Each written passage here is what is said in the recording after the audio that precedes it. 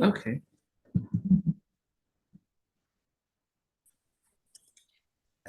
Hello, Hello, how you doing? I'm good. How about yourself? Yeah, I'm doing very well, thank you. Okay. Yes. Appreciate that you could be able to join us this evening. Thank you for having me. Yes, thanks. Thank you. If I turn it Okay, yeah. sideways, maybe Oh, it's that's better. great. Yes. Do you have something to hold onto your phone, or are you going to hold it onto it, or? I'm gonna have to hold it Okay. because it's about it's about the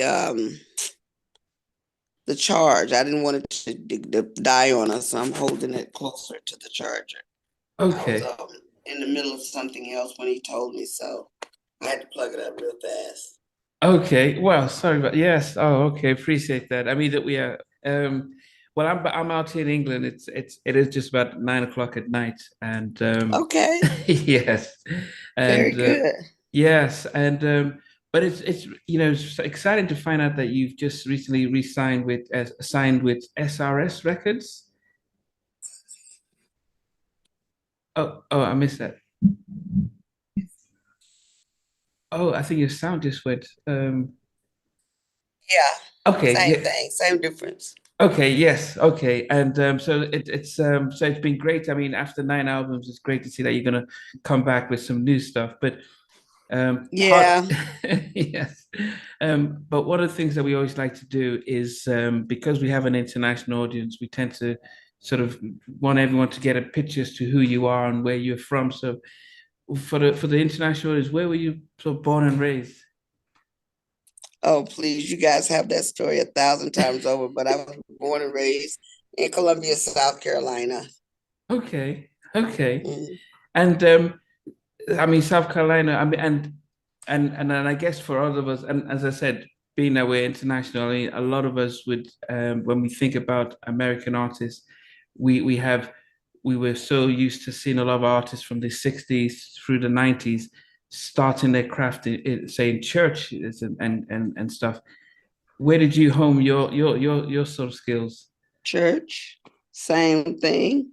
I was born and raised in South Carolina, but of course, I started in church like most people do in the South. I was a gospel singer as a kid and, transitioned into secular music and so on. So, Yeah, I mean, you said secular music. I mean, I think many people, especially myself, didn't realize that you were one of the pioneers of hip hop, especially female hip hop. yeah, a lot of people don't know that because once I signed with Arista, I pretty much had a gag order not to talk about it. They didn't want to age me or date me, but I was part of the Ah, very first female rap group to transcend the worldwide connection. First female group on the Sugar Hill label, the sequence, and we were the first ones to tour. So before the Queen Latifahs, the MC Lights, a lot of the Salt and Peppers. We were established 10 years prior to that. yeah. I mean, I mean, are we talking about early '80s or was it the late '70s? 1979. Wow. I mean, I don't even think we even knew about hip hop until the sort of early '80s. No, you had Rapper's Delight, which was the first 12-inch, the biggest hip hop record at the time, and the female version, which was Funk You Up. Dr. Dre did it over. It's called Keep Your Heads Ringing, but that was the first rap record. Yes. Wow. Now, I mean, I think the interesting transition is that you're raised as a gospel singer. Now, getting into hip hop, did it not seem sort of odd? Just the sort of rapping or talking as opposed to the singing, because it just Well, even. fortunately for us, we could do them both.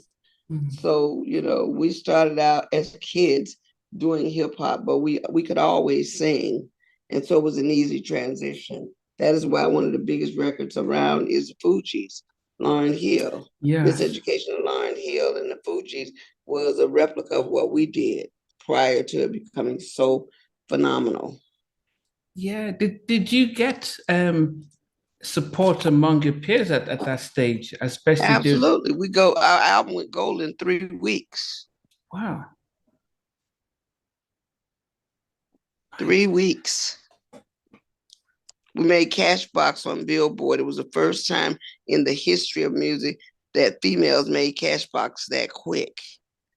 Wow. And we were the first female group to have a 12-inch to sell. 12 inches weren't selling. 45s were selling. We made a 12-inch, and it was the second one after the Sugar Hill Gang. First female group. They were the first male group to do a 12-inch that sold and broke a record. Yeah, I mean, which is amazing. And I'm wondering what your thoughts are as to why the Sugar Hill Gang became the sort of the VHS of early hip hop, and the sequence became like Betamax, where we Sugar Hill Gang became synonymous to the game because unlike Sequence, they had sampled a record which was already a huge record, which was Good Times by Chic. Yeah. Sequence had an original rap record, which had never been heard by anyone. So by the time people figured out what was what, that record had already been a success. Good Times had already been a success. And what they did is just rolled on a record, jumped on a record that's already was a hit. So it was easier to recognize off the bat. And so by the time the female version came, people had to get to know that record, but they were willing because they had such success with Good Times. I mean, with rappers alike. Whose idea then was it to not do the sampling and say, let's just get another sort of classic track and just rap over Well, that? we didn't want to do sample. We were the first and are the first of its kind to have an original rap record. So it's much better to own your rights to your record. And right now, today, 30 years later, 40 years later, we own the rights. We have over 300 and something interpolations of that record.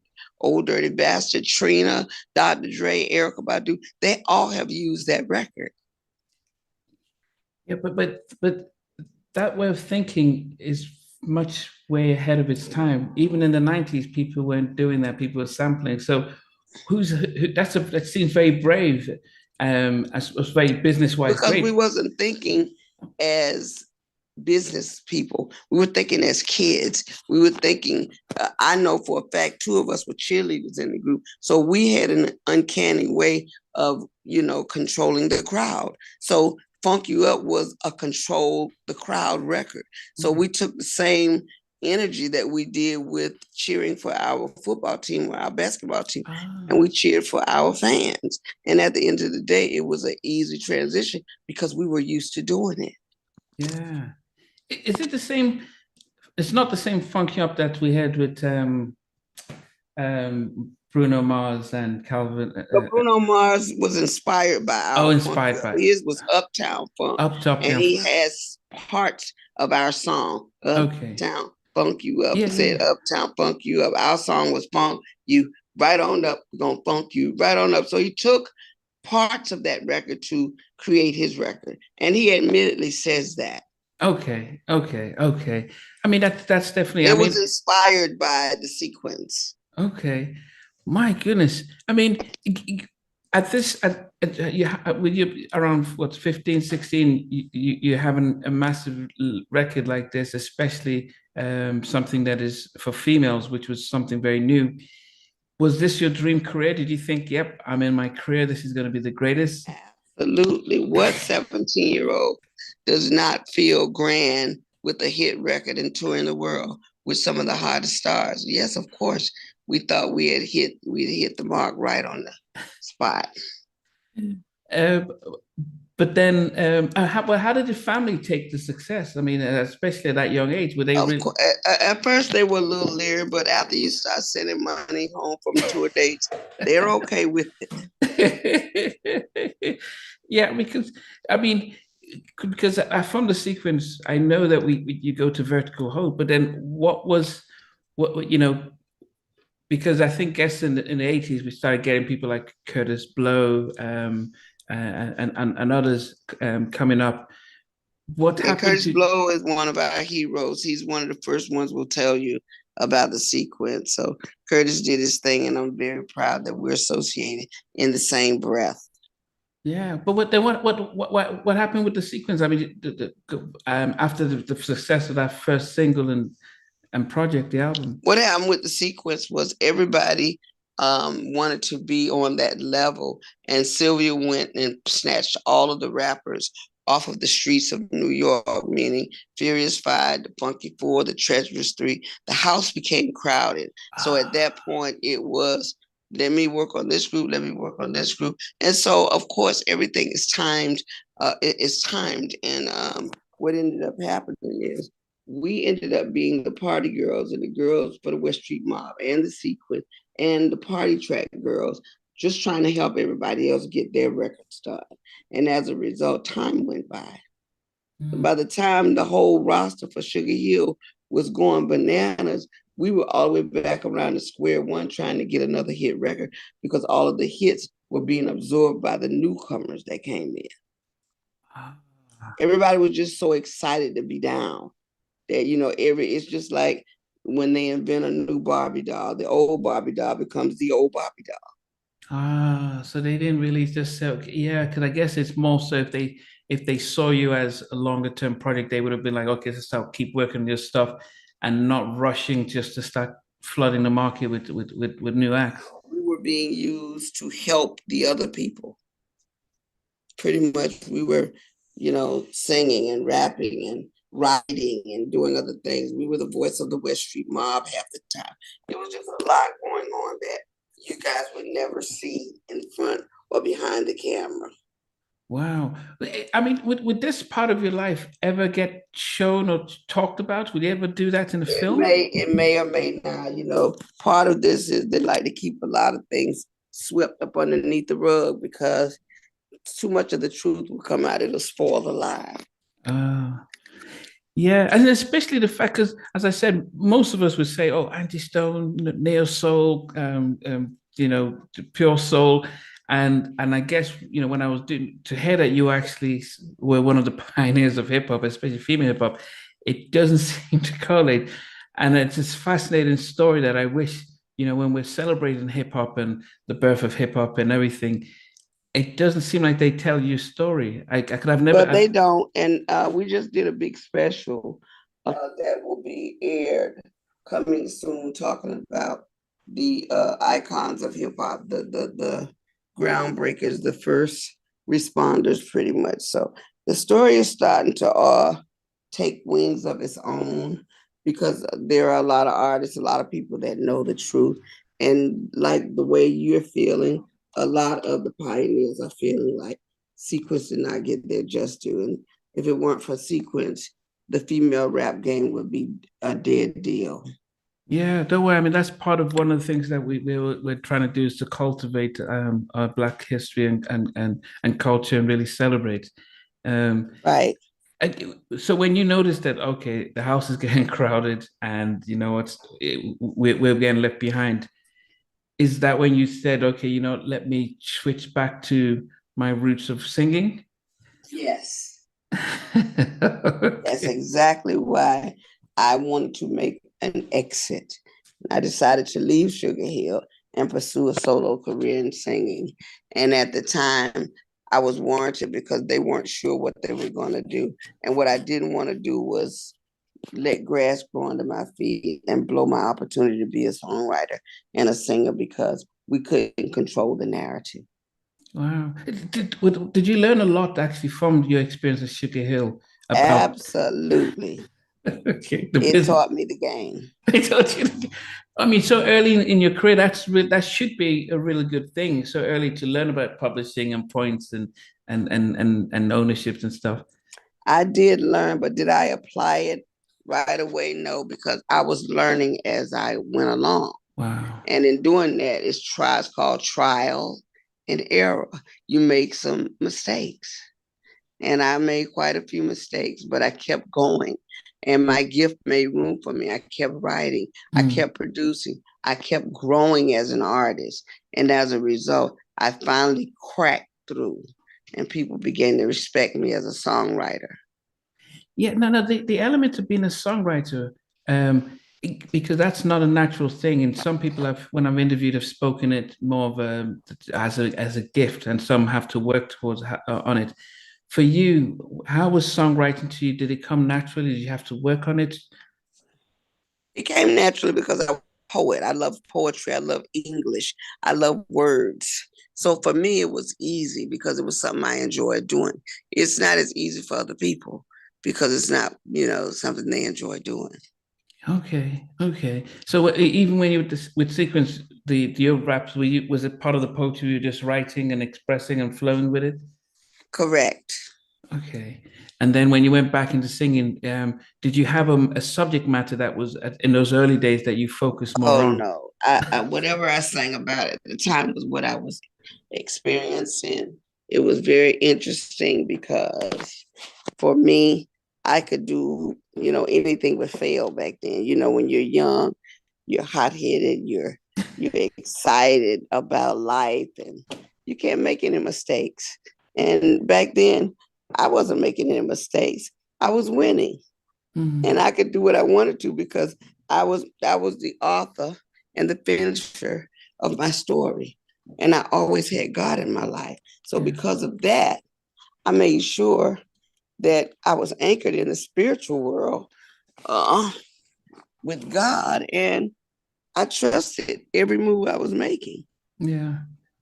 Wow. And Forgive me for moving around. I have to get comfortable because yeah, I was sitting in front of my fireplace. It got hot. no, it's fine. It's fine. No, it's fine. No, it's a blessing that we've got you. The did you plan to then go solo? Because I think the next we kind of saw of you was part of Vertical Hold. Well, I went solo once I walked away from the group. I didn't know that I would join another group. I started writing by myself, and the people that I worked with, the engineers, which ended up being Vertical Hold, the guys at the studio loved my ability to write. Mm, And so they started asking, could I write to some of their tracks? And that's how we ended up being a group. okay, okay. And you did you what was the difference with that sort of situation being in that type of group compared to when you were younger with your friends in sequence? What did you Well, know? this group where I was the only female, and Mm, there were three guys at the time. So it was already different. I didn't have the cattiness of being in a female group. yeah. And I was the center of the attention because I was a girl. I was the only girl. So it made it a little bit easier. Yeah, but and then you're able to, but what about the sort of the business side? Because it's a different type of label experience compared to say, the startup Well, of Sugar the Hill. business was good because they focused on what they wanted. The label knew what they wanted, and so I bartered with the label, and I said, "Well, you can have me based on if you take them." So everybody kind of knew their position. Wow. Okay. Did you enjoy when you go reflect back on Vertical Hold, did you enjoy that phase and period of your life? I And did enjoy it. It just was too long trying to get signed. ah, okay. Yeah, it's a very different world now where people focus on the music and not the business side. And being Yeah, signed back then is that was your way of getting your music to the right. masses. Um, but it seems as if after a couple of years, I mean, we get you there till probably the mid '80s, and then we sort of don't sort of hear from you until the late '90s. What was happening in that sort of gap? Well, I think I had put in the time that I wanted to with the group. I hooked up with D'Angelo, started writing and learning a new energy, and I wanted to build on to that. Became involved, in relationship. My life took on a different meaning. And as a result, I was transitioning into the next relationship. So that relationship with the group had run its course. Okay, okay. I mean, so I mean, I mean, yes, because when D'Angelo came out with Brown Sugar, we noticed that you were involved in some of the writing of that album. Yes. Okay. It's, I mean, and I guess it's, it's almost like a throwback because your sound and his sound at that stage was almost like a throwback to some stuff from the 70s. Hmm. Did you guys feel it was a risk actually to come up with this? No, It was a natural, it was natural. It was something that we felt certain of. It was natural. It was a good thing.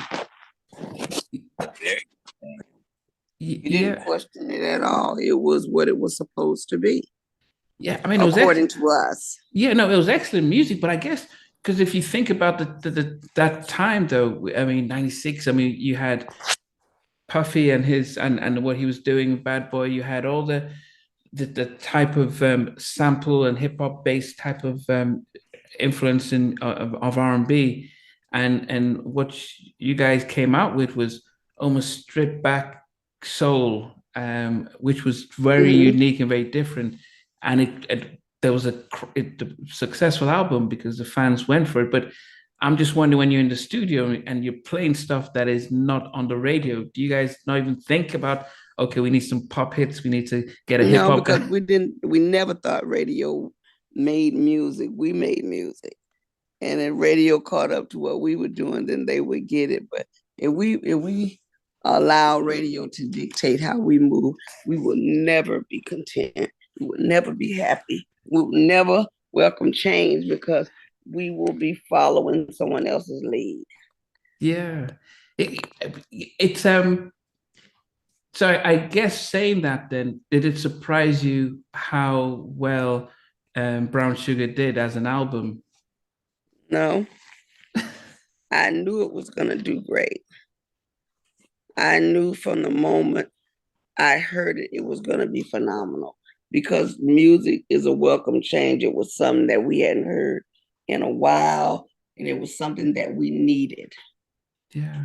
It was a refreshing break from the norm.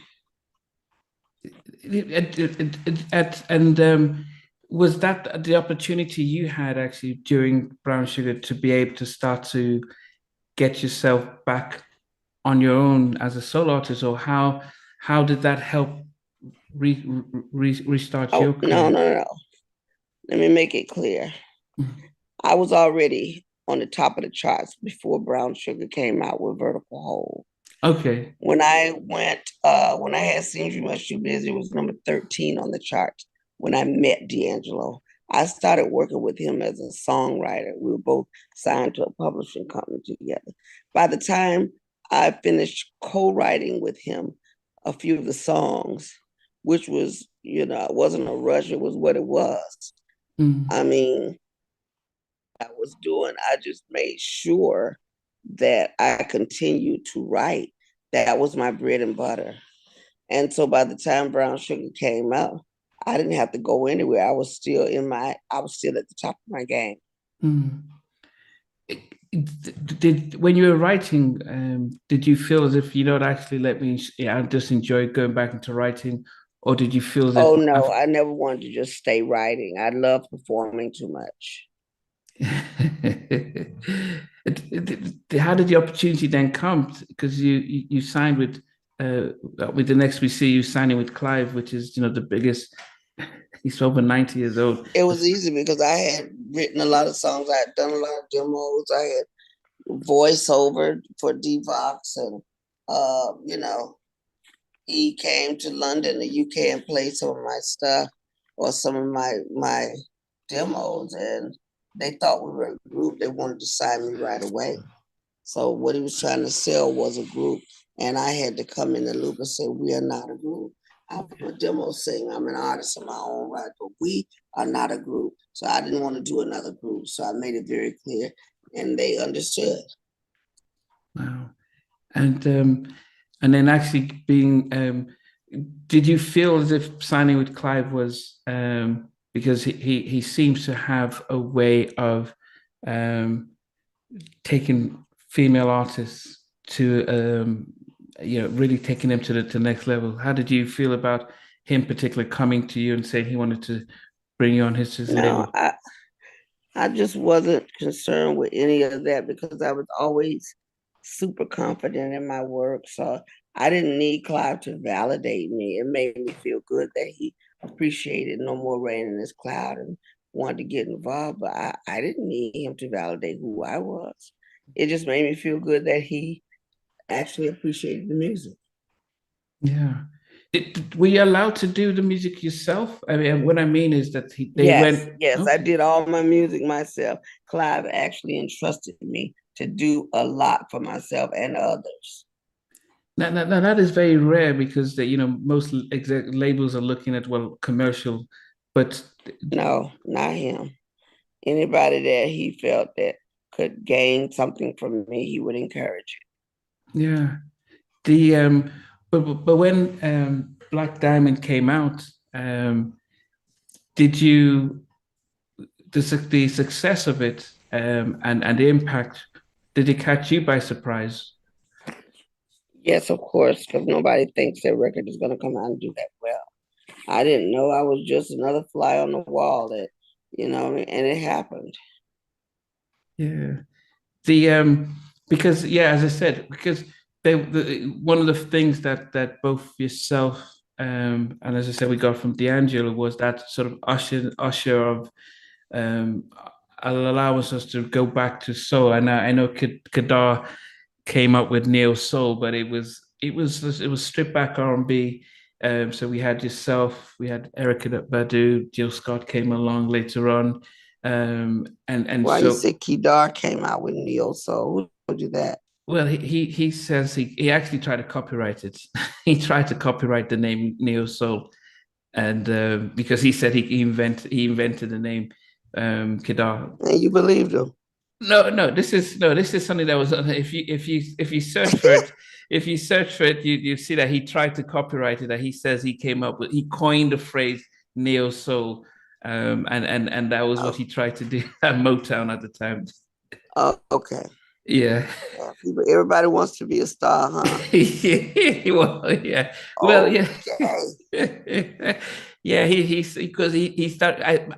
As I said, we were consumers and we were fans. We Well, just when people used to ask me, what does that mean? I used to laugh because I never knew what it means. So I gave it my own rendition. I took those letters and I called it New Era of okay. Music. Wow. That's only thing that Neo meant to me. It was a new era of music. Okay. Mhm. Okay. And it definitely was, and it was something that as I said, we Well, we that as was my definition. But who had nobody asked me other than not about where did it come from, because I would have told him I didn't know. But I did tell him I didn't care for it that much. It didn't make sense to me because I don't ever want to have to explain to someone what does that mean when I don't know what that means. It did come from my creation. So Neo Soul was just another person wanting to be a star. So they threw something together, and that's what I see. yeah. But did you feel like you were in a company of others who was on the same vibe of that type of felt relaxed to be able to I express them? think that everybody that jumped on the bandwagon followed the lead of D'Angelo, Ah, including me. I followed his lead because once he opened the floodgates, I'm like, okay, this is very comfortable for me. So he and I started working together and started to create something that everybody wanted to shape their music up. They had a direction now. And now with the two of us working together, I'm sorry, the two of us working together to make sure this sound was, authentic, we stayed true to what we believed. So everybody else coming behind that was trying to mimic that. yeah. Whether they was trying to do their own thing, I couldn't tell you that. It was too close to trying to keep up with what we were doing. Yeah. One song that really inspired that, which is probably still needed was Brother. Yeah, well, D'Angelo had nothing to do with that. No, but because one of the things that was powerful, and your song, because one of the things that was powerful about it was um, sort of the recognition of black men, and Mhm.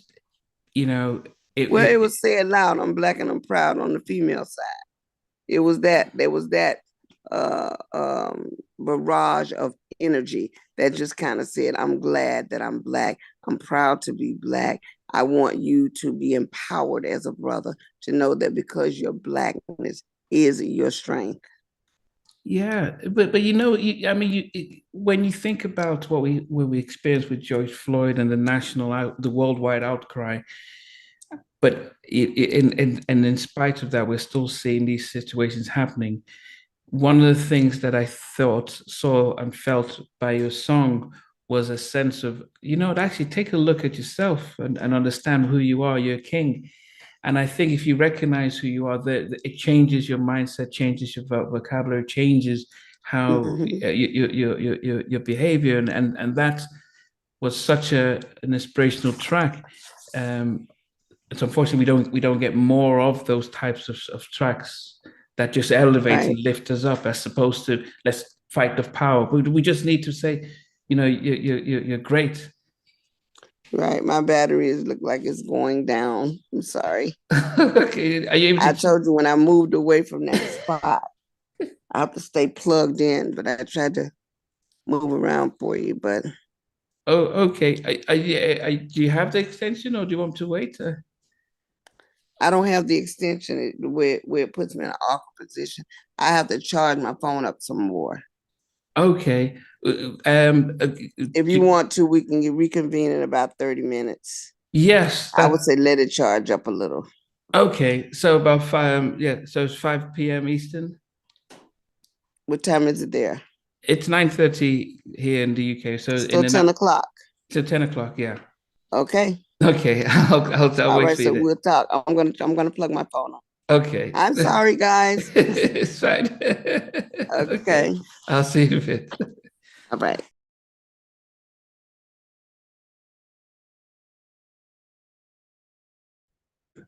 Hey, hey, Hi, Angie. how you doing, babe? I'm doing well, thank you. I'm doing well. Good. Yes. Well, appreciate being able to get this interview rescheduled. I know the last time um Yeah, we had some technical difficulties at the end. that's okay.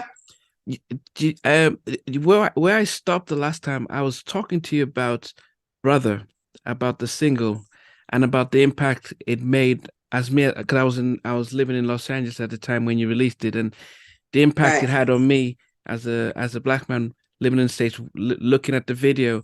And we don't get too many inspirational songs for black men. And I wanted to get, right. where you thought about the concept of doing that, and did you realize the impact it would have?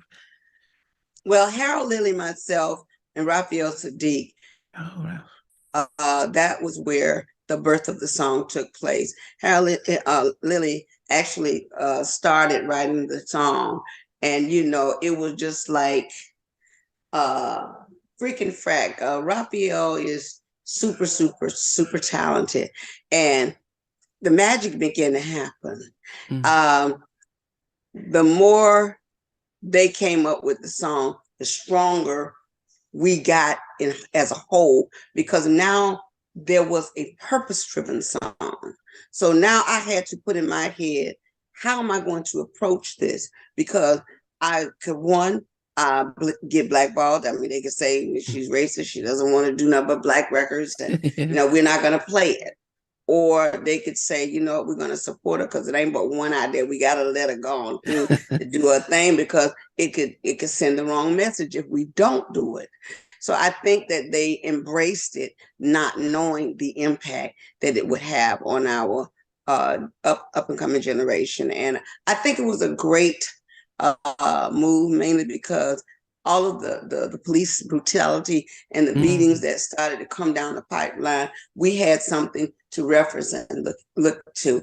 And the song is still very relevant yeah. today, because they won't let it go. Yeah.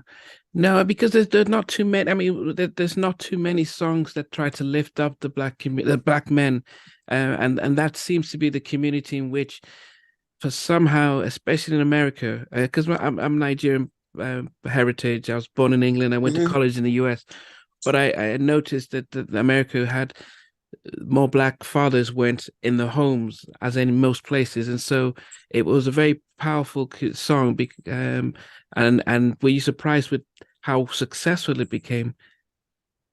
Yes, I was, because I mean I knew James Brown did Say It Loud, I'm Black and I'm Proud Yeah. many years before. But I think for the millennium and the generations to come, they needed something new and fresh that was connected to their reality. Yeah. So having the college students, the high school students, and the basketball players, and all of the actors and different people, Yeah, Will Smith and stuff. Yeah. John, yeah. Then we have the Will Smiths, and all those people in your video. It kind of says, "Hey, we are the marching on. We are here. We are the crew. We are the foundation. They become the landmark of, look, I am you and you are me." Yeah. There is one person who sadly is not around that doesn't get enough credit and exposure, who wrote a massive song for you, Andrea Martin. Oh, Oh, listen, I live with that every time I perform. Wish I didn't miss you, because that is she and I singing that song oh, she together. sang. Okay. Yeah, she sang every time you hear, with that I can't eat. That's she and I together. And it was as if two sisters were in the studio together, and we were having a blast. And when I got tired, she jumped right in and carried me and started singing, and held a lot of it together when I was exhausted. But Wow. every time I do that song now, I leave some of the backgrounds in so that I can hear her there. She will always be a part of my legacy and the history, and people will always that sing that song, they will always hear her. Yeah. And but I'm just overwhelmed that I had the uh ability and the time to work with her. um I'm sorry, Andrea Martin and Ivan Matias wrote that song, and Oh, Ivan called me about a month ago. He said, "I have a hit for you." And it's the first time we're trying to do something without her. And I said, "Okay, we'll cross that bridge when we get to it." But Andrea Martin, it's still hard for me to believe that she's gone. She was an amazing songwriter and producer. yeah. I think, and that's the thing, because she wrote um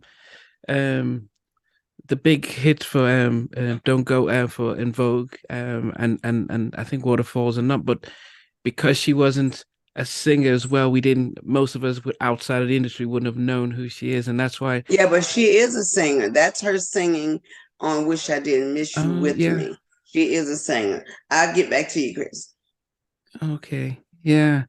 So yeah, so that, because that's, I mean, it's when you look back at your catalog. I mean, I know you're coming around with some new stuff now, but what is your Angie Stone song that you think, okay, this is what, maybe not your favorite, but the one that you think actually everyone associates with Angie Stone?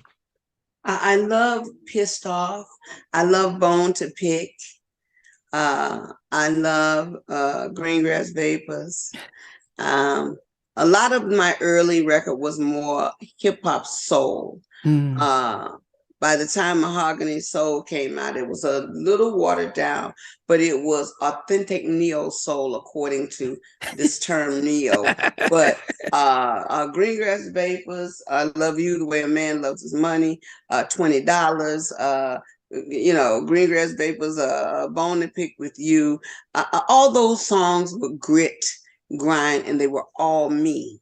And Mm. so, with the exception of one or two songs that was written by Stephanie Bolton, Freedom Lyles and I did that album, and he actually wrote a song on this new album, which I'm Oh, super excited about. It's going to be a great club record, and it makes me miss working with him. wow. I mean, especially with what has led you um to come back and start releasing new music, especially as the industry seems to have changed slightly since when in the Well, heyday. I never left, but I can tell you this. Every deal that I've had, every album that I've dropped, I've been switching labels. I've been going from this place to that place. And most of the time it was, when you go to independent labels, they don't have enough money to properly promote the single. So you'll put one out, and if it doesn't go to the top, they very well seldom want to put more money into a second single. So it got to the point where I'm like, you know what, I'm done, because if they don't have the money to compete, I'm wasting great material on it's just sitting on the shelf.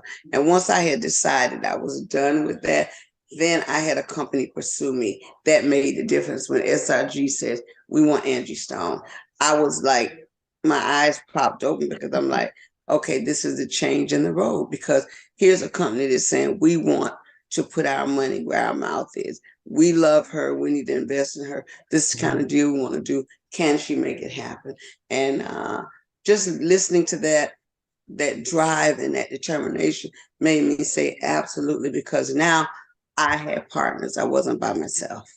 Yeah, I mean they because I've interviewed Rough Ends, and they're partnered with SRG, and they have done well in trying to push their music, the videos, um and I know recently they just brought up on Chaka Khan, so it looks as if they are really trying to take a hold of R&B music and really make a statement. Yes, I Uh, really believe that they will do a great job. So what are you working on a full album as Oh EP, a yeah, single? I'm just about one song away from finishing the album. Wow. Okay. And so do you have a time frame as to a single dropping before the album, or what's Well, you're gonna get the single on the 10th of next month. okay, 10th of March? And when you get that, we'll be gearing up for the album release shortly after that. How does it feel being back in this sort of mode of album music? Ah, I is you know what? I have to wait until I see the rhythm, how the temperature is with the record. I know a hit record, I've had quite a few. So I know when they genuinely are feeling a record. My thing is that when we start feeling it, we'll all know. Once that happens, I think everybody that has been contemplating doing the song or the album will either embrace it or reject it. Yeah. The when I was telling people that I'm going to I'm interviewing you, a lot of people were said to talk about your movie career, and as much as your singing career, you went from hot chicks and to fighting temptations, and Mm-hmm. what how did the transition to acting for you? Well, well, I always was an actress. I wanted that before singing. I just became famous with singing first, Ah, but which kind of pushed me away from the acting, because I was so busy touring and trying to keep up with my music that by the time, I really started pursuing my film career, which started to take off pretty quickly. I found myself in the throes of putting a record out and trying to do this movie and trying to promote this. Can we go to this movie premiere? And so I realized until either one of them was making me enough money to really cancel or engage the other one, I had to kind of balance the scales. So if a movie comes and it's really a nice, Hot Chick was a great movie for me. I didn't have a whole lot of work to do, and they paid me a decent salary. The Fighting Temptations was a fun movie for me. It afforded me the union, my health care, and everything else I got. Now I'm looking to get. I just did a movie called Whole Phase. I did Lincoln Heights TV. I did In the Cut TV. I mean, there's been quite a few TV shows wow. that I've been doing, and people are starting to see my work as an actress, and they're taking it full on. But I've had to crawl before I could walk. There was a movie that Jill Scott and I was up for at one time, but I had to play a boss woman, and Jill ended up getting a part. And I remember Idris Elba telling me, babe, you got to know who is in your camp. Some of the people that you work for, the producer told Idris, we want Angie Stone. But Jill's people were 80s on a prior movie. before that, and they let it be known that, look, you gotta hire this girl. This girl is great. She just so she has somebody on the inside kind of egging it on, which I'm happy that she got the job, but it made me feel good that Idris was the lead on the in the male role, and he told me that the producer wanted me. Wow. So Wow. that made me feel like I was, I'm a real actress. I mean, it's just the, powers that be. And that's why sometimes we have to be careful of the company we keep. Wow. But when something like that happens, does that have any conflict between yourself and Jill or Oh, no, no, no. I can't be mad at her because if her team is that strong and they got in the fight and interceded for her, then, the best team won. okay. I can't be mad. She didn't take it from me if he didn't make it mine. Yeah, no, you're right. Yeah. I mean, I think that's a lesson for all of us as well to learn from that. Um, one of the big shows was R&B Hmm. Divas as well, because what was the experience on that show? Well, the R&B Divas had its pros and its cons. It was a great show, but I think it depicted women as angry Black women. And what I did not want to do was dilute the industry. We're all mad and we're all angry and we all want to be, successors over one another. When my ploy in the show was to keep us all singing so that the world would not forget that we're all unique voices. We all have a sound, and there's a place for each and every one of us. Yeah. Yeah, that's straight because I've interviewed Nikki Gilbert as well as Monifa, Stacey Francis, and because I'm in England, I didn't get to see the show. But when I was telling everyone I'm interviewing, they kept talking about the show, and when I watched it, it's you're right. It's the way the filmmakers decide to show a particular part that I'm sorry. didn't. Oh, yeah, I'll say Really? yeah, it was sad that the filmmakers did not want to focus on your strengths, which were the singing and legacy. Yeah, they They wanted wanted, to they wanted to create the fighting, and they were selling drama. And so, being that Atlanta Housewives and those shows had become extremely big in the States, they were competing with the network yeah, that was the sister or the brother network. And so the thing was to, if they could sell this many, have this many viewers, then so can we. So we've got to create a narrative where people want to see you and they don't want to see you singing. They want to see you bickering and fighting. wow.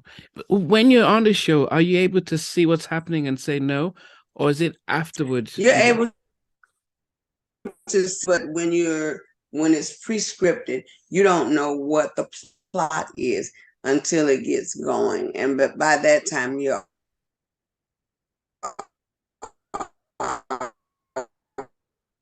arguing already. Okay. Wow.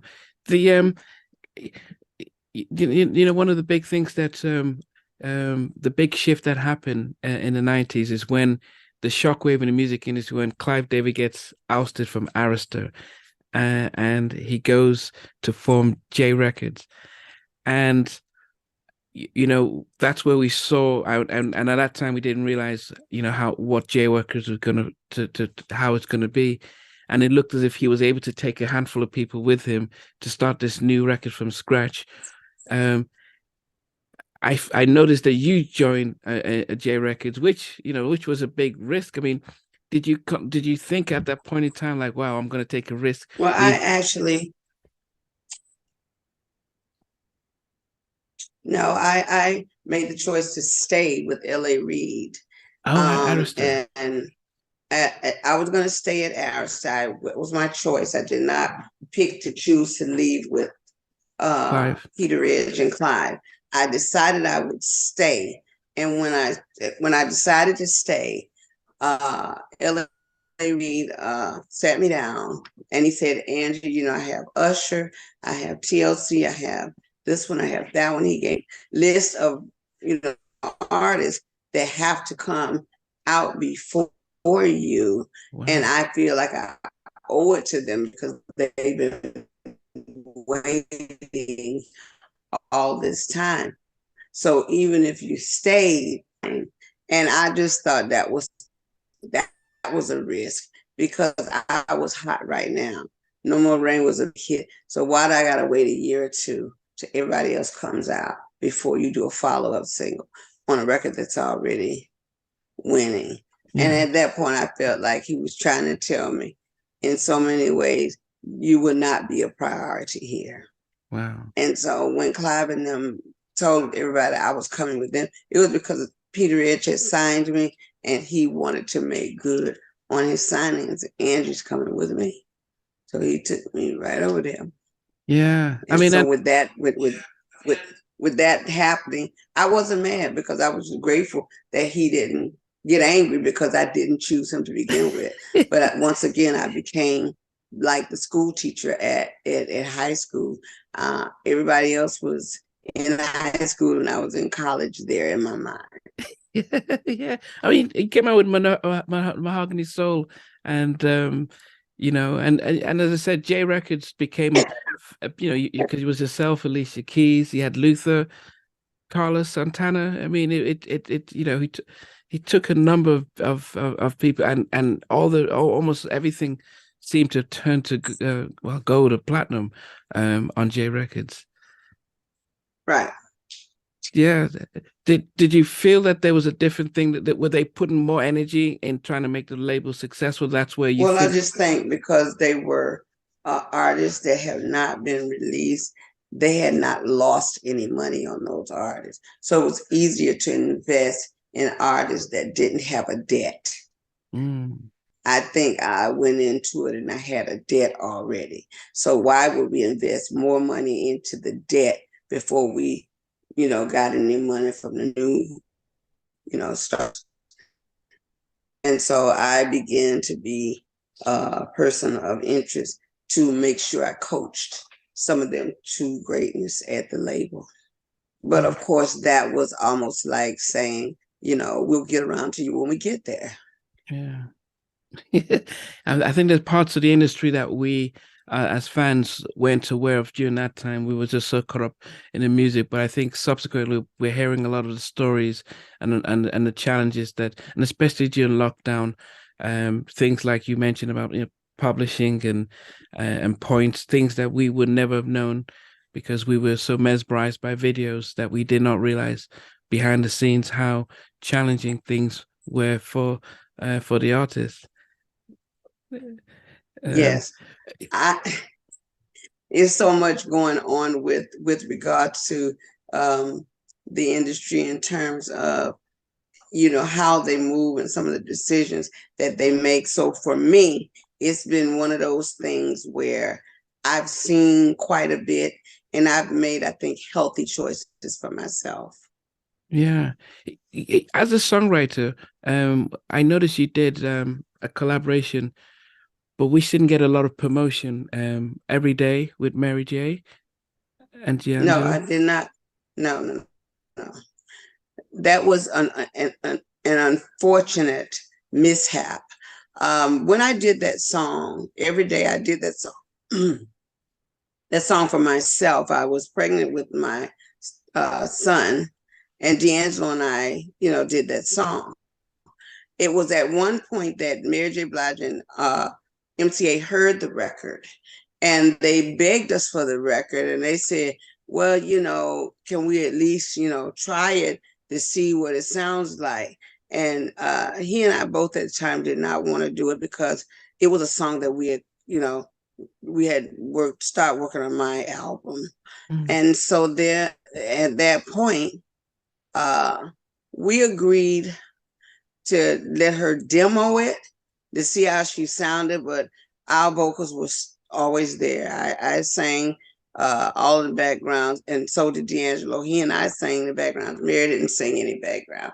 She tried to mimic the lead that I had there because they loved the song, and we did not like what we was hearing.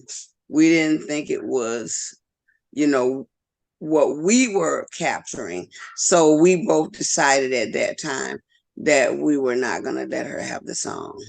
It was after and they had booked studio time for for her to demo it. Mind you, we had studio at home, so we took our files there. We had our own stuff. And once we didn't like it, they had those masters at MCA, and they waited, after I put the record out with Devox, I put the record out overseas, and I put the record out in the States. They released that unfinished demo. They leaked it out to the public, and you listen at YouTube, you can hear someone say they got an unreleased joint with Mary J. Blige, but it's really me on the track singing underneath Mary. She tried to do the lyrics, in which I have really been very upset about it, because it was along with Die. There's a song called Paradise and Every Day, which are both were written together. It was the first song I'd ever written as a partnership with D'Angelo, and they took both of those songs and they released the demo masters without permission. That is why I just found out this year that they released it as a B-side single or something, but they never released it overseas. I mean, in the States, because I wasn't supposed to know it. So the version that you all got was never, I didn't give them any permission to do that. And as you could see, it was a horrible fail for Mary, because she couldn't get behind it and fight and support it, because it was not hers to do that. Wow. And you couldn't do anything? I don't know how that works. Can they just do that? Well, they stole it. I mean, it's not, can you just do that? I can go back right now and sue them, but what they would have to do is go to the licensing company, which is probably Universal, probably the same company I was under, and see, sue somebody for releasing the masters. No one should have been able to go in MCA and get those masters and release a song without our permission. Wow. So even if I wanted to cut the song Die over, she called it Paradise, but I wrote the lyrics, I did the song, D'Angelo and I sang and recorded, and then she put a voice on top of it. I wanted to go back and do that. It would drag us both through court, and my thing is, from one sister to the next, I don't want to see that happen. So I was trying to deal with it from a diplomatic point of view. I don't want to sue you. I don't want to make a big deal out of it. But you can't just get away with this, because even though you're not really using it, you're using it more than me, and I can't use it without having an explanation as to why I'm doing my own song. Oh, goodness. Did that affect your relationship with her? Absolutely. I don't engage. I don't dislike her. We will speak, but I have yet to talk about that. I have John McClain, who is a good friend to both of us. He's aware of it, and he's been trying to get her manager to address it. So what I'm doing right now with my legal partnership is I'm addressing it from another angle. Oh. And I'm definitely going to have all of the royalties, if any, brought back over to me. Oh, is that John McClain, Michael Jackson, John McClain? No, it's just that's John McClain and Michael Jackson. Wow. Okay. Yeah. You went big time. Wow. Okay. Okay. Yeah. Wow. No, that's disappointing. And I think that these are things that we probably, as I said, I thought it was something that you and D'Angelo did for Mary, and we wondered why it didn't have a video and stuff. But I guess that's the sad things that we are learning about how the industry and the We politics. didn't have a video because they were sneaking it under the radar. Normally, why would three big artists that work on a song like that not have a collaboration more credible than that? If they stole it. Wow. My goodness, especially since I mean, the both you and D'Angelo were with Dynamite at during that time, during the whole soul and stuff. So it would have I do that song everywhere I go. People, you can tell who is the originator of the song because the performance speaks loud and clear. Yeah. Yeah. I mean, there's nothing like singing your own song because you know where it came from, I would assume. Yes. Yeah. How much of your stuff did you write on your own on this album? How many did you just, or did you On on your new this album? record That's that I'm on now, yes. I wrote some of, so far, I wrote on about 4 songs, but the songs were crafted by different producers and writers. And we kind of go in and, write a bridge here or write a line here, because it's not, for nothing, we don't want to jumble the chemistry. So if it's winning, we're not going to fix something if it's already winning. Yeah. Now, I don't care who wrote it if it's good. now the industry has changed a lot. So because back when the 80s and 70s, 90s, we had a lot of church-driven female and male artists. So we could feel the soul that they were learning, that type of soul. Today's female R&B acts, they sound very similar. It almost sounds like they're talking and mumbling, um, and so but that seems to be, and the lyrics a little bit more X-rated, and that seems to be what's more popular on radios and stuff. How did that Well, it's the narrative that is met by radio. They program what they want to play. And if you play enough of that, that becomes the norm. but how does that affect how you are creating your new music, knowing that this is what seemed like Scissor and Jasmine Sullivan and all these the sound, not Jasmine, I would say her and that are sounding similar, Money Love and that's sounding similar. How do you expect to work with your label to say, okay, I'm going to be Angie Stone, and I've got my soul, my neo soul, and whatever we want to call it. You're And saying, how do we fit into the narrative of the day?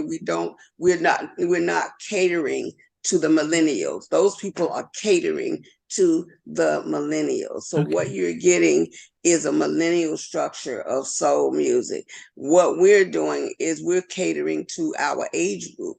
And what will happen, we can't make a record that's conducive for who we want to reach, trying to follow a narrative that my 25-year-old son is reaching.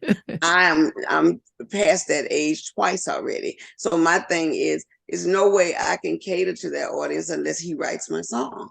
yes, yeah, yeah, So but it kind of makes sense mm, that they have their narrative and we have ours. If you are 30, 40 plus, you're looking at the kind of music that I make. If you are 25 and under or 30 and under, you're looking at the music my son makes. yeah, no, it's true. But I wonder, Yeah, so we can't change perception. Right mm, now, SZA and her and all of them, they're speaking to their audience. mm, yeah. But I wondered, what does the late because those of us of a generation who wouldn't would bought your records and hear you on TV, video soul and stuff, we don't normally get, we're not going to get the outlets as we used to, and so does your label say, okay, this is how we're going to sort of get your audience to get to hear you. We may just, I don't know if it's on YouTube or we need to get you touring, and what then becomes success? Does it, because we don't I, buy? I, I could not, I can't answer that mainly because music is taking its own course. What is happening now is, if you look at statistics, real tours are coming back. Mm, They're putting together the tours that are less organic and mechanical, but they're putting really earthy, groovy tours together because they're trying to reach an audience. Even my son's uh, age group is trying to find a more mature position in live shows. So in order for them to accomplish the success of live shows, they would have to be a product of our age and our generation. And in order for that to happen, they will have had to. Right now, my son wants to wants to use my man, he'll use my band. This structure over structure. You're teaching them how to be better at what they're doing. We're upgrading the millennial mindset. Yeah, that's. I mean, that's what we definitely need, and that's what they definitely do need. Speaking of that, are you going to that supporting your new album? Are we going to see you touring? And what should we look out for when it comes to being on the road to touring?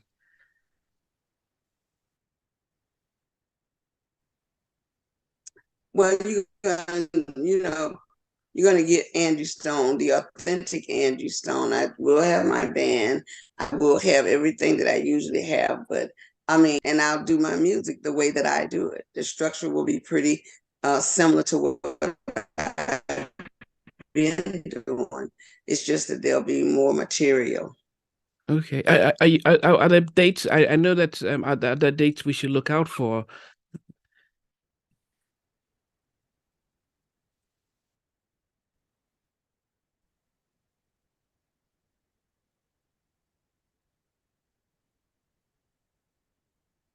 And then the UK shortly after that. So I'll be there for the entire month of March Oh, you'll be here in the UK for the entire month of in Europe. March? Oh, in Europe, all around Europe. Okay. Mm-hmm. Wow. Okay. And for those in the US, when should they expect to see you? Well, I go to New York next week. Wow. I'll start doing some shows there. And when I come back, I'd say April, we're going to start some, stateside dates. Wow. Yeah, I'll be sure to make sure that people are definitely aware of that. Well, definitely, Angie, I definitely appreciate it. I mean, when I finish, I always ask my guests that if you were sort of stuck in an elevator and you had, a couple of hours before they get you out, do you have a favorite movie that you'd always like to watch? Yes, I would like to watch Passion of Christ. Oh goodness, the Mel Gibson one. Wow, that was a hard watch. It was. It was a hard watch, but if I was stuck in an elevator, I would want to be reminded of his love. Wow. And then the second question is always, what's your favorite song? Not by yourself, but just your all-time sort of favorite song by any artist that's. Um, it's very hard to say because I am a Smoking Norfolk fan. I really love uh any of his songs that kind of generically positive and pop with a soul tinge and performance. So I love Smoking Norfolk. But if I had to pick one song, I like Leandra Johnson's Jesus. Okay. Okay. I've not heard that, but I'll definitely look out for that. The Okay. Yeah, I'll definitely look out for that. No, definitely, Andy. It's definitely been great to be able for us to be able to finish off and talk. The fact that you're back, I think for I speak for my generation who have been starved of good music, and most of our um artists from the 90s and 70s and 80s, what they tend to do is they just tour, but they're not really releasing new stuff. So it's really hopeful that you're joining the crew of releasing new things. Absolutely. You were Okay. recently on they just recently honored you on B Black Music Honors, Yes. but also but also the sequence that there was a recognition, more public recognition on the contributions that you brought. Finally. Finally.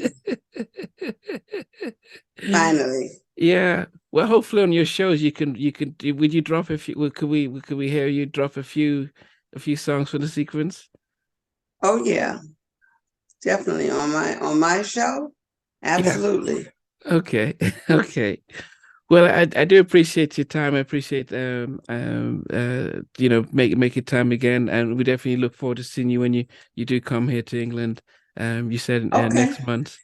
Yes. All Okay. right, I'm looking forward to it. Thank you so much for your patience. No, that's fine. Okay. Well, Okay, have a good day. until you too. Have a good Okay. one. Thanks. Hey guys, thanks for watching. Thanks for being part of the Halftime Chat community. Please remember to like, share, and subscribe. But most importantly, why don't you consider being a member?